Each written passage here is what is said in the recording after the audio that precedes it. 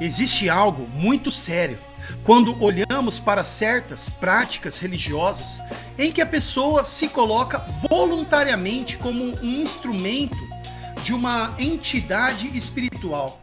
Olha a sincronia e força dos mestres baiando juntos.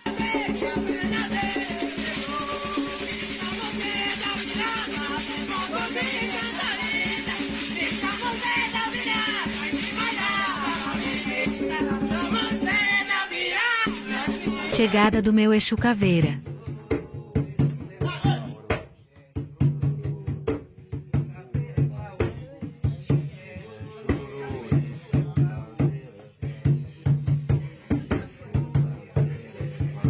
Em tradições como Umbanda, Quimbanda, o médium, podemos assim dizer, né, que se entrega à incorporação, ou seja, uma entidade se incorpora nele, como se ele fosse um instrumento para essa entidade. A pessoa que faz isso, ela é descrita como um cavalo, alguém que se dispõe a ser conduzido por um espírito. Chegada de meu guardião Tata Caveira.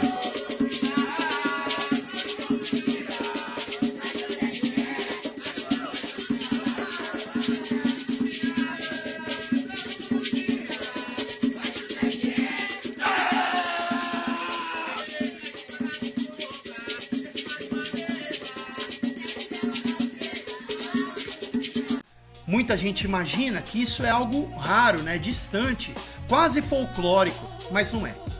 Milhares e milhares de pessoas do nosso próprio país frequentam terreiros todas as semanas. Gente comum, trabalhadores, mães de família, jovens, empresários, e muitos deles se colocam voluntariamente como cavalos, oferecendo o próprio corpo para que entidades como Exu, Pombagira e outros se manifestem. Isso não é coisa só de pobre ou apenas de periferia.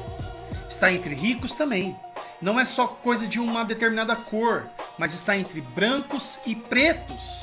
Não é só de povo anônimo, mas também artistas, influenciadores, pessoas públicas que assumem essa prática. Está mais espalhado do que você imagina. E o que choca não é apenas, ao meu ver, a quantidade, mas sim a disposição, pois a pessoa decide conscientemente abrir-se para ser conduzida por uma força espiritual que não é o Espírito Santo. Decide ceder o controle, decide se entregar. Do ponto de vista cristão, isso é profundamente triste, né? Revela uma fome espiritual real, mas direcionada para o lugar errado. Pessoas buscando resposta, direção, cura, consolo, se submetendo ao que a Escritura descreve como engano. Não é a falta de espiritualidade, é espiritualidade sem verdade, entrega sem discernimento, uma sede de transcendência sem Cristo. Isso expõe uma cegueira espiritual tremenda. O coração humano ele pode se oferecer completamente ao mundo espiritual invisível, mesmo quando não procede de Deus. Como cristão, eu creio que o que está por trás dos ídolos, dos espíritos que não procedem de Deus, ali há uma realidade espiritual maligna. E a Escritura é clara ao afirmar que há uma ação demoníaca por trás da idolatria. Portanto, quando alguém voluntariamente se oferece para ser um instrumento de uma entidade, está, ainda que não perceba, se expondo à influência de forças que se opõem ao Senhor. Mas o objetivo principal desse vídeo não é falar necessariamente dos que estão fora, mas sim dos que estão dentro do povo da igreja. Porque existe, né, uma outra forma de domínio que acontece dentro das igrejas. Não é por meio de rituais, de incorporações visíveis. E quando nos deixamos governar pela carne, quando o orgulho, a inveja, a ira ou a sensualidade, a ambição passam a conduzir as nossas decisões, estamos na prática cedendo espaço para o inimigo. Espera aí, eu disse que não é por meio de incorporações e rituais, né? Mas, infelizmente, há um sincretismo religioso dentro da igreja dita evangélica que a gente não sabe discernir, né? Se é uma igreja cristã ou se é um terreiro. Isso por falta de conhecimento bíblico. E, de fato, né, querer fazer um amarrado de tudo para poder agradar muita gente diferente. Né? Ok, mas como eu estava dizendo, ninguém acorda dizendo, hoje eu quero fazer a vontade de Satanás. Porém, quando vivemos segundo a carne, acabamos cooperando com aquilo que ele deseja, que é produzir divisão, mentira, acusação, queda, escândalo, frieza espiritual. Lembre-se de que quando o próprio Jesus Cristo repreendeu Pedro dizendo, arreda Satanás, Pedro ele não estava possesso, ele não estava incorporado, mas ao tentar dissuadir Cristo do caminho da cruz, ele estava ecoando a lógica, né, do adversário. Ele estava sendo um instrumento de uma mentalidade que não vinha de Deus. Isso nos confronta, né, profundamente. Porque o problema não é apenas se alguém conscientemente se oferece para ser instrumento espiritual.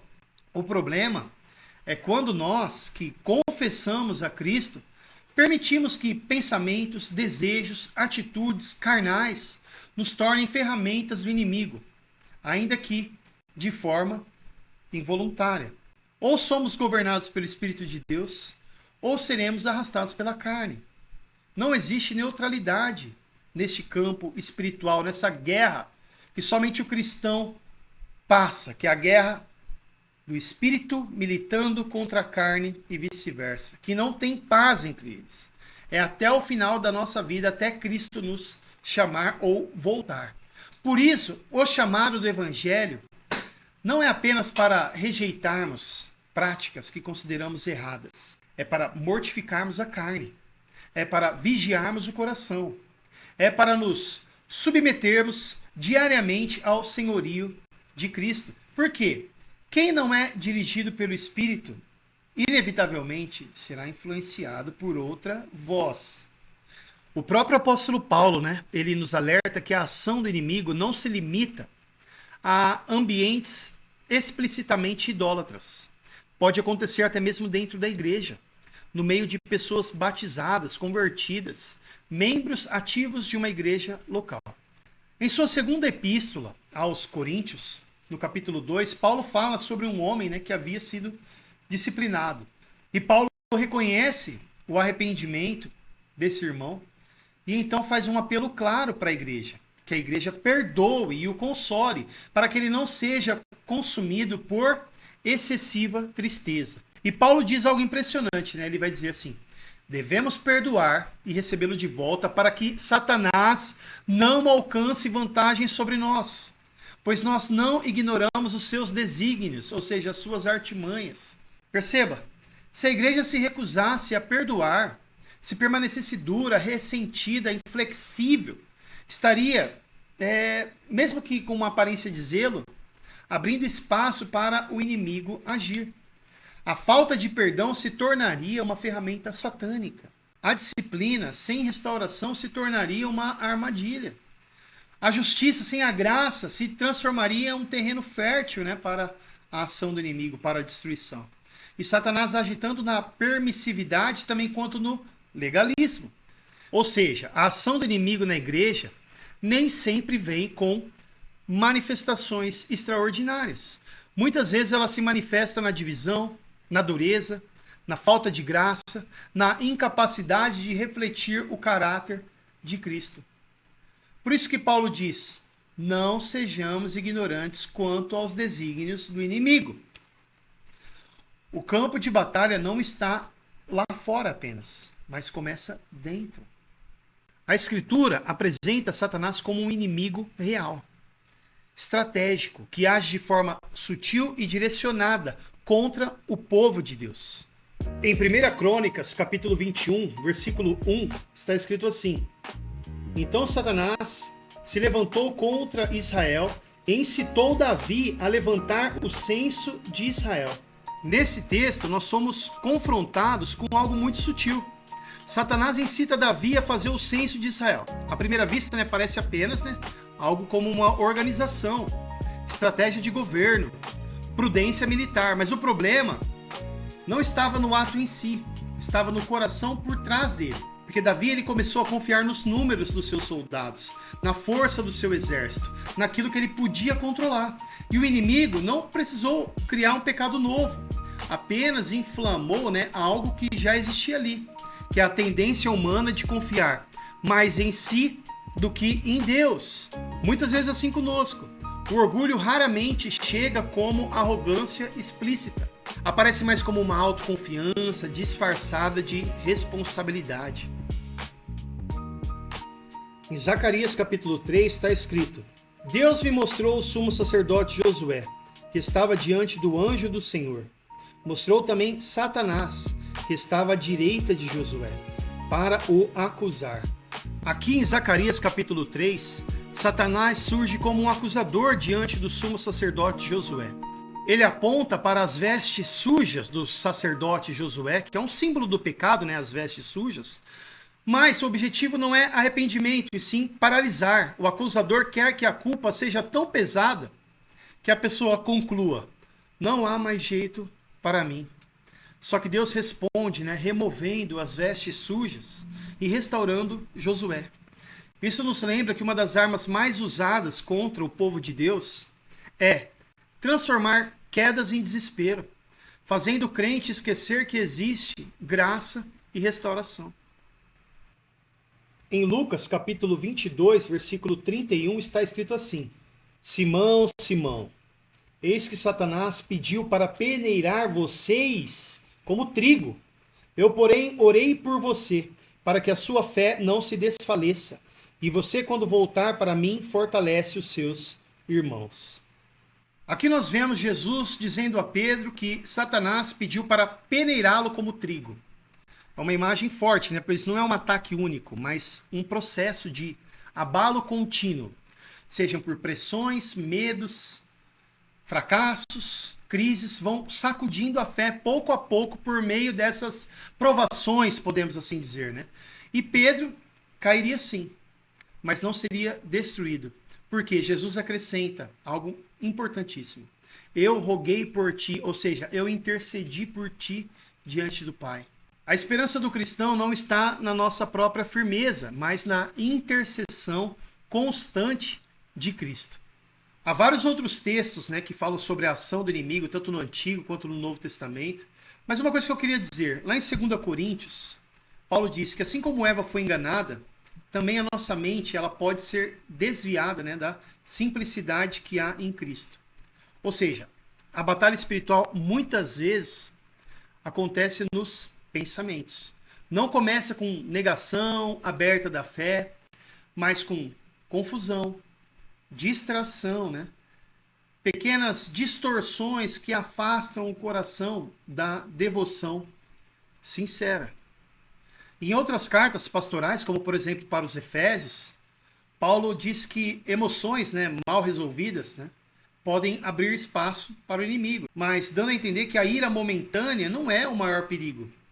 O problema é quando ela permanece, quando o ressentimento é alimentado, quando o perdão é adiado. E assim acontece o que vai dizer o autor de Hebreus: cresce raiz de amargura. E o que todas essas passagens mostram é que o agir do inimigo raramente é espetacular. Ou algo muito extraordinário, como uma pessoa sendo possessa, se revirando no chão, causando um escândalo, não. Muitas vezes trabalha no orgulho silencioso, na culpa que paralisa, na pressão constante, na religiosidade vazia, no engano da mente e nas emoções não resolvidas. Por isso tem aquela questão de orar e vigiar. E a vigilância não é viver com medo, mas viver em dependência diária de Cristo, mantendo o nosso coração humilde, arrependido e firme na verdade. E isso só é possível quando nós estamos conectados com Deus. Por isso, a resposta bíblica não é a paranoia, mas a vigilância, humildade e firmeza na palavra de Deus. Meu nome é Guilherme Zamba e eu sei que o que eu vou dizer agora eu deveria ter falado um pouco antes, né? No começo do vídeo, talvez, né? Que é, se inscreva nesse canal, ative as notificações para receber novos conteúdos. Curta esse vídeo, pois assim o YouTube, ele entende que é um conteúdo relevante e acaba indicando para mais pessoas. Mas, tô dando o aviso aqui no final e se você ficou até agora, muito obrigado, né? Então, por favor, deixe o seu like, deixe o seu comentário se você achar necessário. Quiser deixar algum comentário que, de certa forma, também me edifica, certo? Saber o que você pensou a respeito do que foi dito. Quem sabe também, por meio de um comentário, eu possa ser inspirado, influenciado a produzir um novo conteúdo, ok? E não se esqueça também de conferir o link aqui na descrição para o meu site Rima Teológica. Ah, e outra coisa, eu quero também deixar para vocês uma indicação de um livro que trata sobre esse assunto, né, que eu falei neste vídeo. Espera aí um minutinho. Na verdade não é nem um livro, né? É um e-book, está no Kindle, mas também tem a versão física. Ah, e o link na descrição é para as camisetas do Rima Teológica, meu ministério, que fortalecem, né, o meu ministério para que assim eu consiga continuar, né, fazendo novas músicas. Tem umas belíssimas, né? Essa aqui eu gosto muito, cara, desse modelo aqui. Mas minimalista na frente, podemos assim dizer. E atrás com o salmo, né? Os céus proclamam a glória de Deus e o firmamento anuncia a obra de suas mãos. Salmo 19, versículo 1. Essa aqui que eu estou usando é um modelo novo, mais novo, né? Que é sobre os 5 solas da Reforma Protestante, certo? Então, o livro que eu estava me referindo, na verdade um e-book, é este daqui, ó. Lutando contra Satanás, de Joel Bick. Conhecendo suas estratégias, fraquezas e derrota. Recomendo fortemente, da editora Fiel, em e-book. Ok? Então é isso aí, galera. Tamo junto e até o próximo vídeo.